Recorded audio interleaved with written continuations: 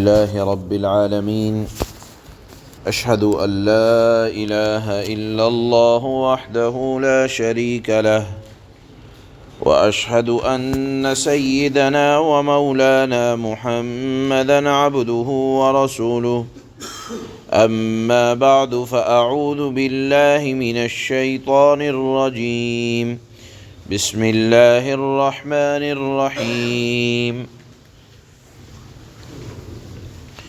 شهر رمضان الذي أنزل فيه القرآن هدى للناس وبينات من الهدى والفرقان فمن شهد منكم الشهر فليصم ومن كان مريضا أو على سفر فعدة من أيام أخر يريد الله بكم اليسر ولا يريد بكم العسر ولتكملوا العدة ولتكبروا الله على ما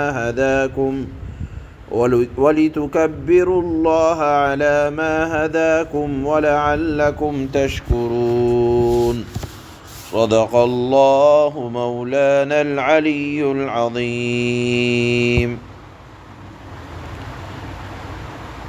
چونکہ روزے کی فرضیت کا حکم آیا اور روزہ یہ رمضان کے مہینے میں فرض کیا گیا، پورے مہینے کا فرض کیا گیا، تو اللہ نے اس آیت میں رمضان کی فضیلت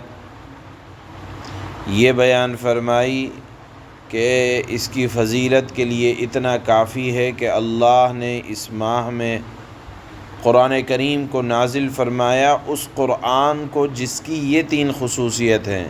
کیا کیا؟ ہدی للناس، پہلی خصوصیت اس کلام اللہ کی یہ بیان کی جا رہی ہے کہ یہ قرآن مجید ہدایت کی کتاب ہے ہر فرد کے لیے۔ دیکھیے، اللہ نے ہدی للعرب نہیں کہا، عربوں کے لیے ہدایت کا سامان ہے۔ اللہ نے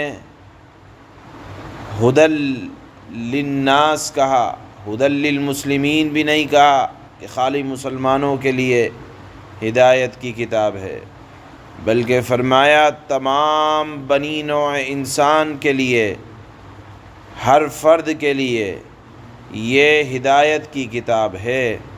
لہذا صرف عرب والے پڑھیں گے، صرف عرب والے سمجھیں، صرف مسلمان سمجھے نہیں، ہر کس و ناکس کو اس میں غور و فکر کرنے کی ضرورت ہے، اور ہر ایک کے لیے اپنے خالق و معبود حقیقی کی پسندیدہ زندگی کی صحیح منزل تک پہنچنے کے لیے قرآن سیدھا سچا راستہ بتاتا ہے، اور ہر ایک کس طرح زندگی گزارنی ہے۔ آدمی بھیجا کیوں گیا ہے؟ صرف کھانے پینے زندگی گزارنے کے لیے تو جانور بھی کافی ہیں۔ اللہ نے بھیجا ہے کہ انسان اپنے خالق و مالک کو جا کر اس دنیا میں اس کی نعمتوں کو دیکھ کر پہچانے اور اپنی زندگی کو اس کی اطاعت میں گزارے۔ تو قرآن کی پہلی صفت یہ بیان فرمائی کہ لوگوں کے لیے ہدایت کا سرچشمہ ہے یہ قرآن۔ دوسری صفت یہ بیان فرمائی وبینات من الہدی، یعنی قرآن نے ہدایت کی روشن دلائل، اللہ دلیلوں سے بات کرتے ہیں۔ قرآن کے اندر اللہ نے ہدایت کی دلیلیں بیان فرمائی اور رہنمائی کے تمام اصول اور ضوابط کھول کر بیان فرمائے، جو ہر ایک کے لیے قابل عمل ہے، ہر ایک کو عمل کرنا چاہیے۔ کوئی بات اگر عقل کے خلاف یا کوئی اصول عقل کے خلاف ہو تو اس کا مطلب یہ نہیں ہے کہ ہم اس پر عمل نہیں کریں گے، وہ ہمارے عقل کا قصور ہو سکتا ہے۔ اللہ کی دلیلوں میں یا اللہ کے بیان میں کوئی کمی نہیں ہے۔ تیسری بات اللہ نے قرآن کے متعلق یہ بیان فرمائی کہ والفرقان، قرآن کی خصوصیت یہ ہے کہ یہ حق و باطل کو حق اور باطل کے درمیان صاف صاف بتاتا ہے یہ جھوٹ ہے، یہ سچ ہے۔ سچ یہ ہے کہ اللہ کی عبادت کی جائے گی، اللہ کے علاوہ کسی معبود کی عبادت نہیں کی جائے گی۔ جو معبود اپنے چڑھاوے میں سے اگر مکھی لے جائے اس کا مقابلہ نہیں کر سکتے تو تمہاری ضرورتوں کا کیا مداوع کر سکتے ہیں؟ یہ اللہ نے بہت وضاحت کے ساتھ بیان فرمایا۔ اللہ نے معبودان باطلہ، جھوٹے معبودوں کی مثال یہ بیان فرمائی کہ یہ تو ایسے ہیں، ان پر اعتماد کرنا ایسا ہے، بھروسہ کرنا اللہ کی ذات کے علاوہ کسی بھی مخلوق پر بھروسہ کرنا ایسا ہے جیسے مکڑی کے جالے پر بھروسہ کرنا۔ مکڑی کا جالا اشاروں میں ٹوٹتا ہے، سارے معبود اشاروں میں ٹوٹ جائیں گے، سارے معبود کی حیثیت مکڑی کے جالے کے برابر بھی نہیں ہے۔ تو اللہ نے یہ تمام باتیں قرآن میں بغیر کسی لگی لپٹی کے بیان فرمائی۔ اسی کو اللہ نے فرمایا کہ قرآن یہ ایک ایسی کتاب ہے جو حق اور باطل کے درمیان، سچائی اور جھوٹ کے درمیان، غلط کیا ہے، سچ کیا ہے، ایمان کیا ہے، کفر کیا ہے، اطاعت کیا ہے، سرکشی کیا ہے، اس کا فیصلہ کرتی ہے، اچھے اور برے میں امتیاز کرتی ہے۔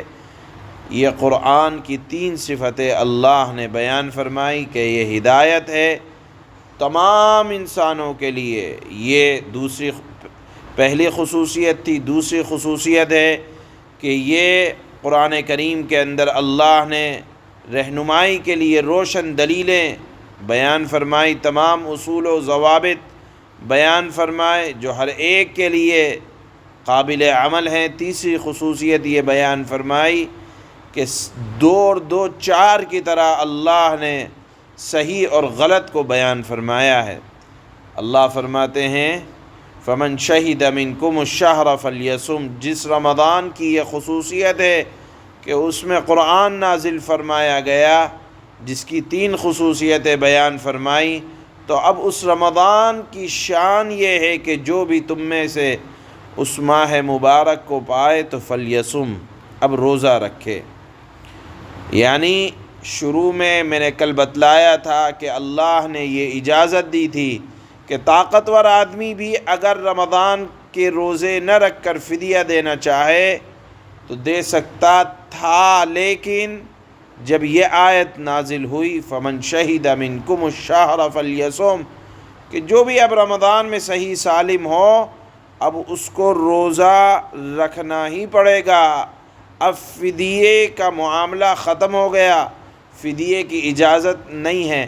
ہاں البتہ فدیے کا حکم اس شخص کے لیے ہے جو بیماری کی وجہ سے روزہ نہ رکھ سکا ہو، جس کا ذکر اللہ نے یہاں بیان فرمایا وَمَنْ كَانَ مَرِيضًا أَوْ عَلَى سَفَرٍ فَعِدَّةٌ مِّنْ أَيَّامٍ أُخَرَ، ہاں جو آدمی رمضان میں بیمار ہو گیا یا مسافر ہو گیا تو فَعِدَّةٌ مِّنْ أَيَّامٍ أُخَرَ، جتنے دن کے رمضان کے روزے چھوٹے ہیں اتنے دن رمضان کے بعد روزے رکھ لو۔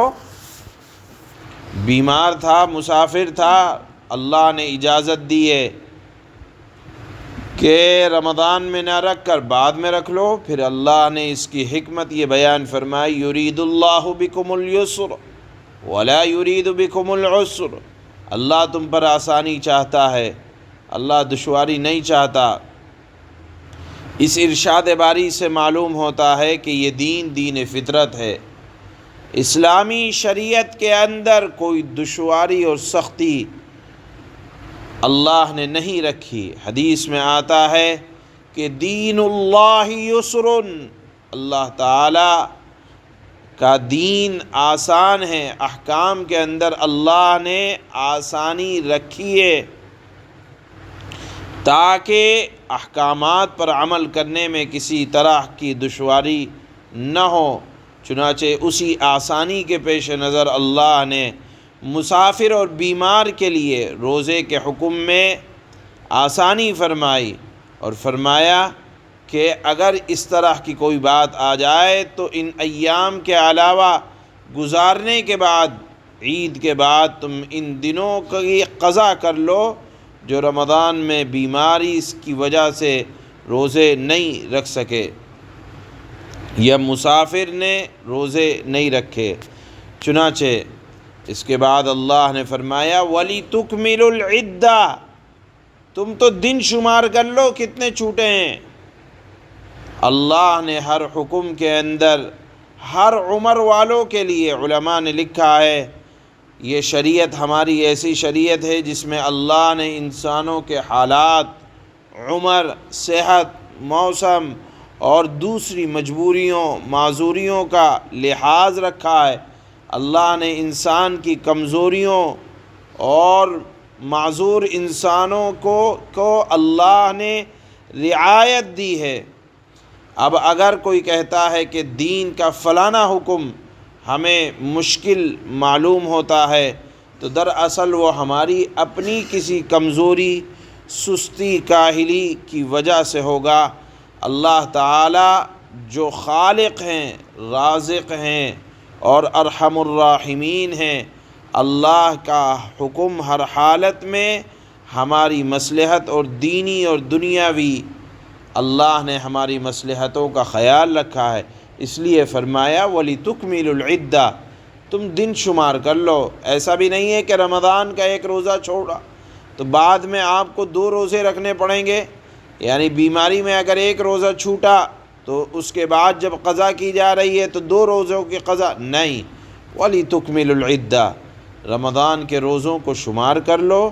اس کا ایک مطلب تو یہ ہے کہ پورا مہینے کے 29 دن یا 30 دن شمار کر لو، یا ایک مطلب یہ ہے کہ رمضان میں جتنے روزے چھوٹ گئے بیماری کی وجہ سے اتنے روزوں کو دیکھ لو اور اتنوں کی قضا بعد میں کر لو۔ اس کے بعد اللہ نے فرمایا وَلِتُكَبِّرُوا اللَّهَ عَلَى مَا هَدَاكُمْ،